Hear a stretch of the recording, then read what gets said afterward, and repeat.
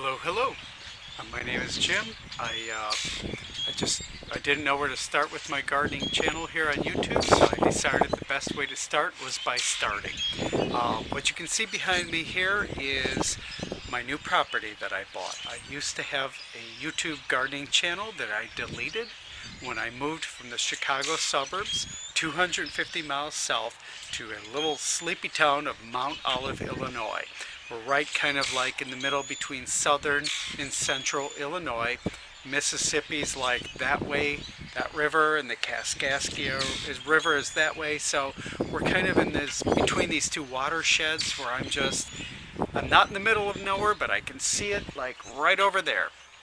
And it's been a kind of a little bit of change of lifestyle to be coming from being a fashion photographer to coming out here and starting a market garden and a permaculture food forest and just living a kind of a different life. So it's not completely rural, but I'm pretty close because one street in that direction is the big town of 2,200 people, and I'm one street outside of it, and I'm considered rural, but it's not as rural as if I had lived in the middle of 400 acres or 2,000 acres.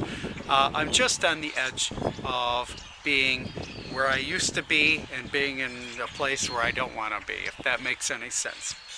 So what I want to do with this video is just kind of introduce you to my property, and I thought it would be kind of cool to show you from the beginning, ground up, building all this stuff, because if I can find some aerial pictures and some before and after stuff, I'll show you how what I'm starting out with is 2 acres of just grass.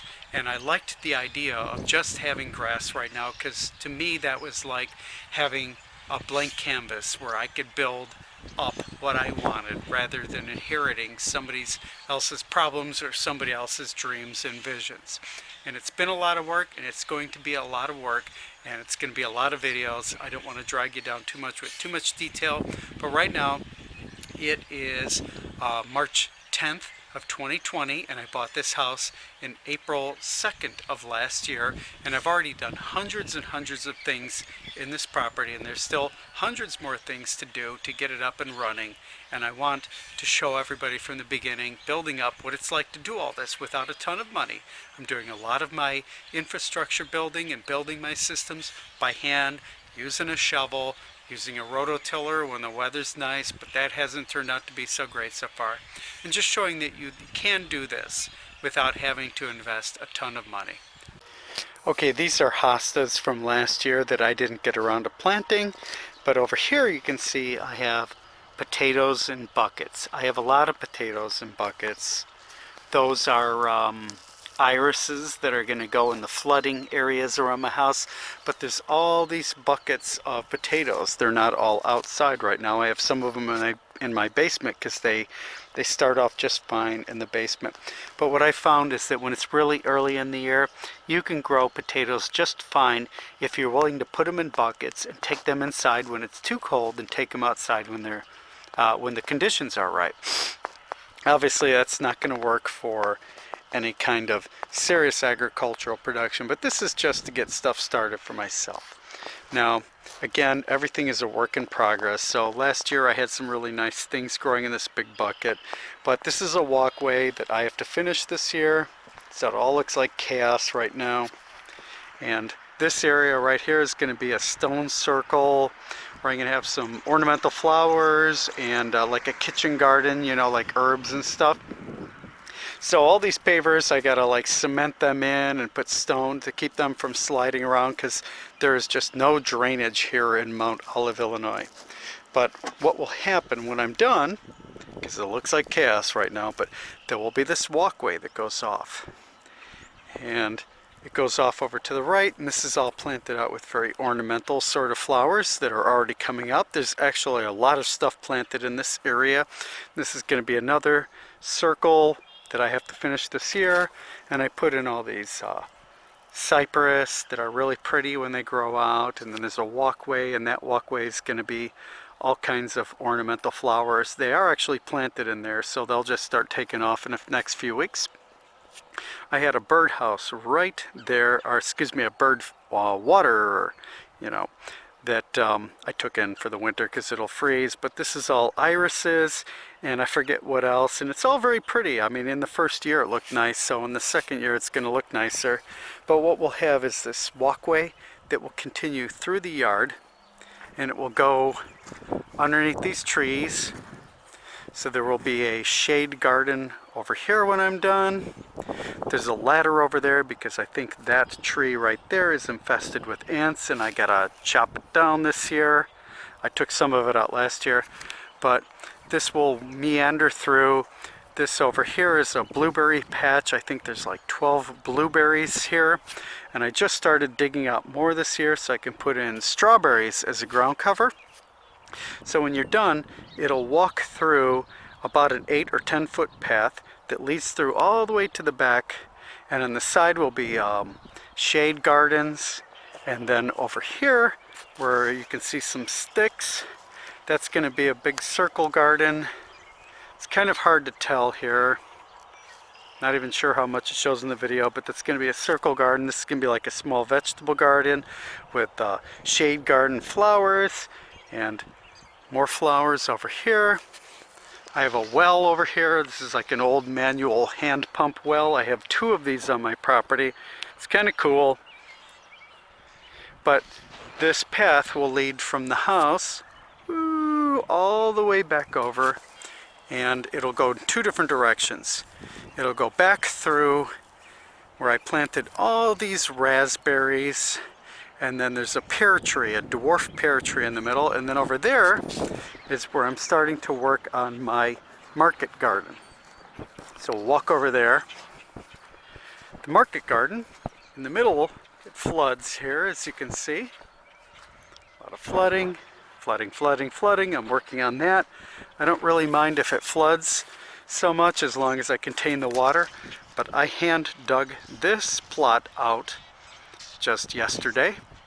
This is 750 square feet, and then you can see there's this is like a 3 foot wide walkway, but when it's done, there's going to be another one and another plot and another plot, each 750 square feet. So what is that, 3,000 square feet total, with some grass walkways in between. And I'm just going to cut the lawn here with I have a big mower, but I'll use the little mower and cut this and just dump the grass clippings right in there as fill, or as mulch. Then over here we have a nice 10 foot wide path. I went with a 10 foot wide path between this garden and that garden because I'm going to grow tomatoes and okra, and they'll be tall, and I'm worried about them shading. So I want to put a little bit of space before this garden, which I have to dig out. Now, originally last year I just planted in here, and I had a lot of corn. I had a ton of corn for myself, but I'm going to make this much bigger now. It's going to go, it's going to be about 2.5 times the size of what it was last year. I just need it to dry out because we had some heavy rains, and you can see where I dug out the perimeter, it's flooding. And behind that I have another garden plot that I had used last year, and this year I'm probably just going to put some sunflowers or flowers in general and just let this not be an agricultural thing, because over there is a drainage ditch that is kind of scummy.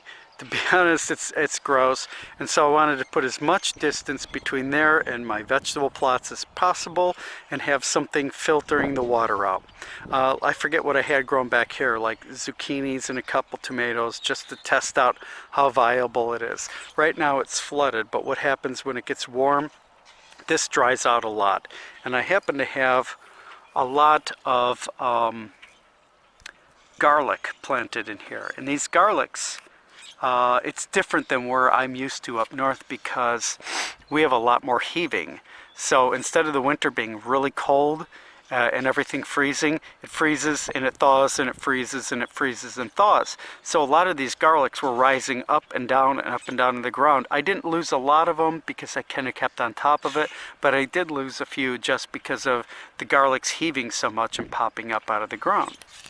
Now, over here to the left, this is where you can see how muddy it is right now.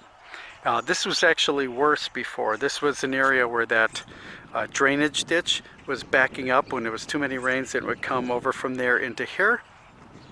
So when I dug out these big areas behind me for the new market garden, I piecemealed some grass together. I call it a Franken-lawn when I take pieces of patches of grass and stick it all together, but this is to just stop the water from there coming over here.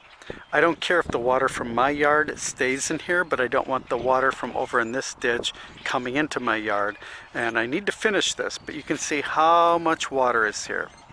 And that's because we have such a high water table that it never truly floods here, but it never really drains until we have like 10 days of no rain. Just totally different from what I'm used to up north in the Chicago area. And here is the messy chaos that is the chicken coop and pen. It's that time of the year where everything's muddy and wet and gross, so I just have piles of garbage that needs to be cleaned up. And that's my gardens over there. A little tiny little bit of my gardens. Those are raised beds. But I mean, there's just so many messes. I need to make walkways this year and everything. Again, I haven't even been here a year yet. And when the cold weather hit, I had to shut down a lot of things. But we are going to sneak in to where the tiny terrorists are at. And by tiny terrorists, I mean my chickens, and you're not escaping. Sorry, kiddos. I'm locking you in. If you've never had chickens before, get used to the sound of whining all the time. Sorry, I'm having some problems with the gate. Hello. Hi, how you doing? Would you like to introduce yourself for the video? You wouldn't? No? Okay. So, live and learn. I have Rubbermaid tiles down as like the floor of this pen area. Hi there. They make some scary noises, but it sounds like they're angry, but they're not. That's just what they make. This one here is named Gilligan because she's my little buddy.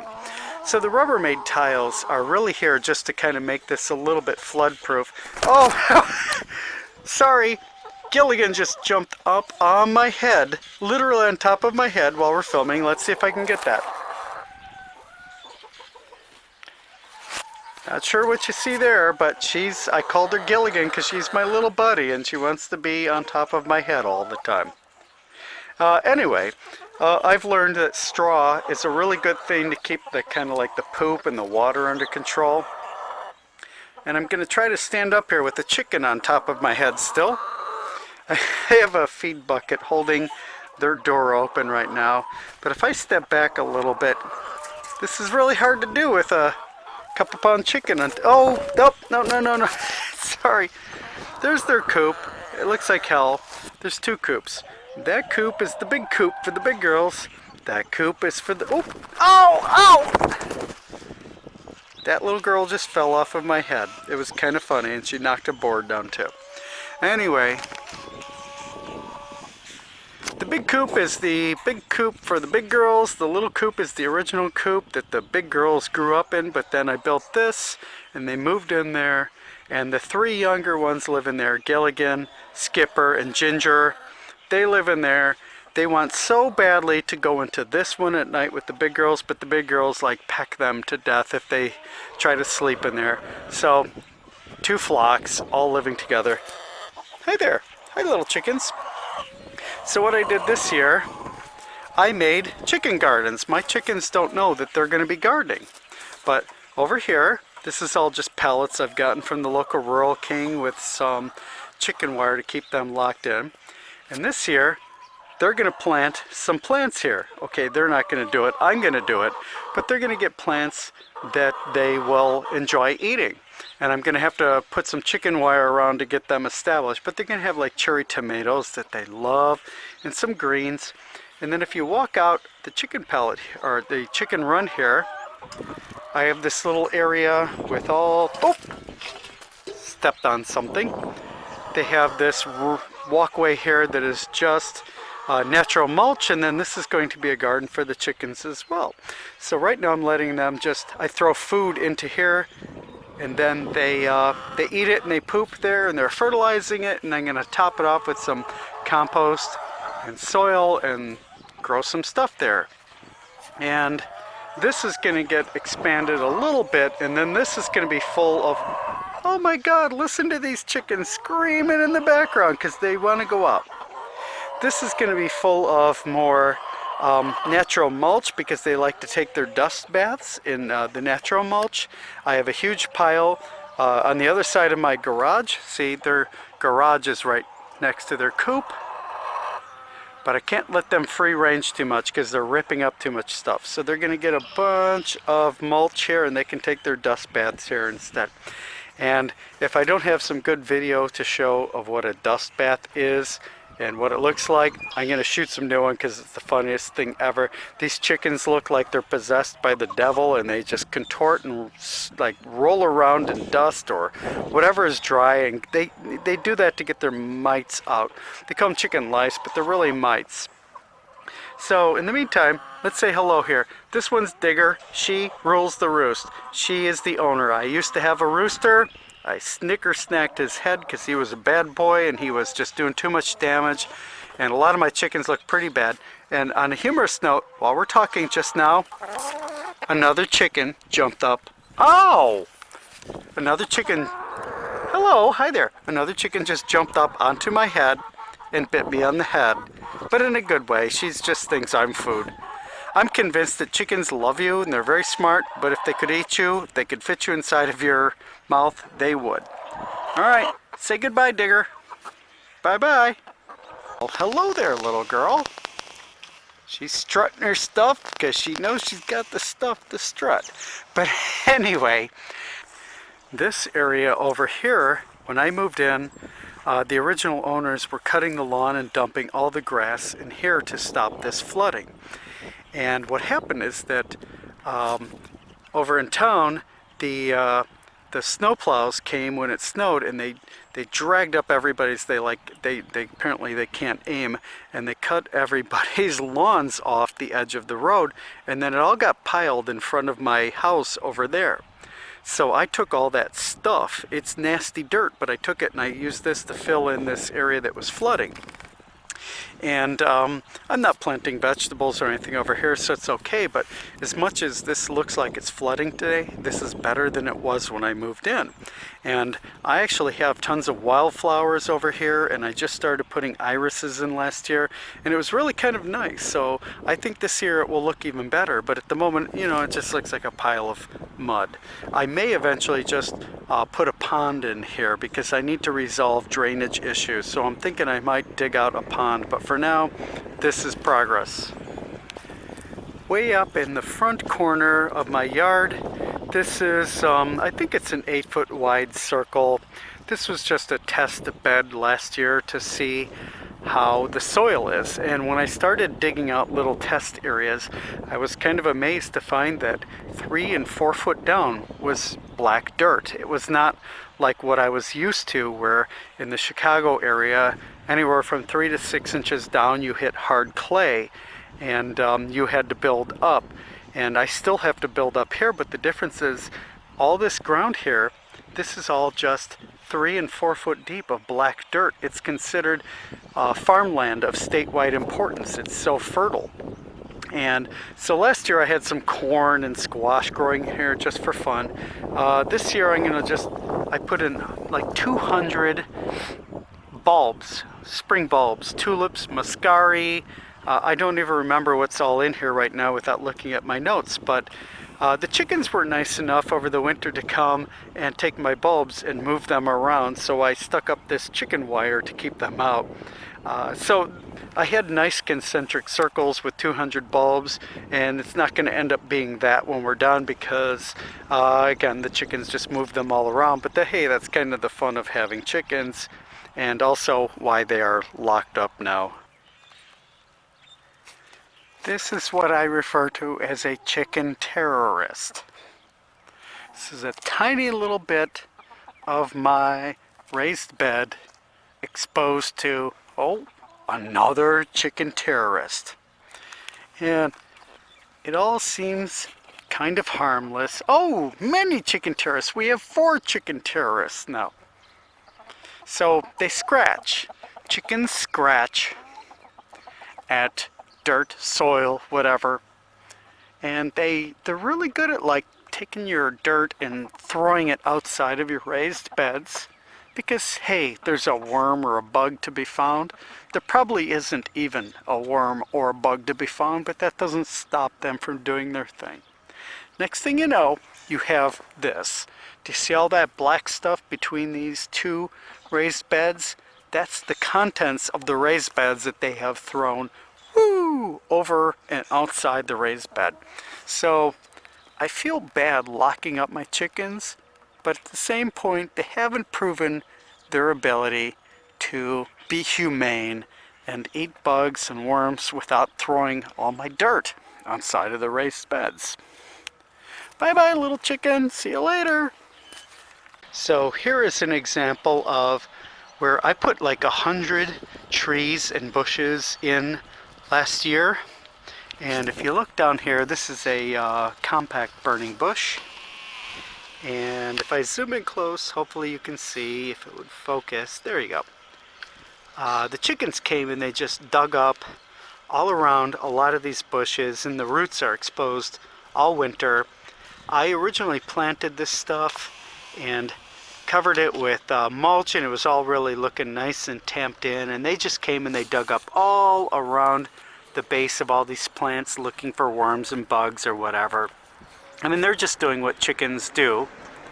Sorry for the cars going by. I have a lot of cars going by in the background. They're just doing what chickens do, but it kind of gets annoying after a while. They are not conducive to nice landscaping. Also, if you look at my siding here, or I shouldn't say siding, this is my foundation. It's brick. And that's like a skim coat of mortar that was painted over. Some of it was decaying, but some of it is just the chickens eating the painted stuff right off the side of the house. And everybody says how free-ranging chickens are so much healthier. Well, I'm going to disagree. If left totally on their own, they will eat the most disgusting things imaginable. God only knows what's going on in their little chicken minds. I'm trying to keep up with them, but oh my God, where are you going? You can't go there. You have to hang out and make a video with Chicken Dad. No. You can't just be crazy. You gotta like, no. Okay, you are crazy. You aren't gonna demand royalties now, are you? You starlet? These ones are running across the street. Where the heck are you kids going? No, you don't get to just run away from home. Where are you going? Where the heck are you going? No! I think this answers the question why the chicken crossed the road. The chicken... What are you screaming about? You're a crazy chicken. They crossed the road to go to Elle's house. That's the answer. So, yeah. These are the realities of having these free-range chickens and living in an area where there's no such thing as zoning and ordinance. It's a good thing and a bad thing. Hopefully you can expand along with me as I realize how good or bad that is. But in the meantime, I just want to say, you know how this YouTube thing works. You hit like or subscribe, and then I post more videos, and if you don't, well then, hey, you're just gonna miss out on all the magical unicorns and rainbows and gold coins that come to those people who do hit like and subscribe.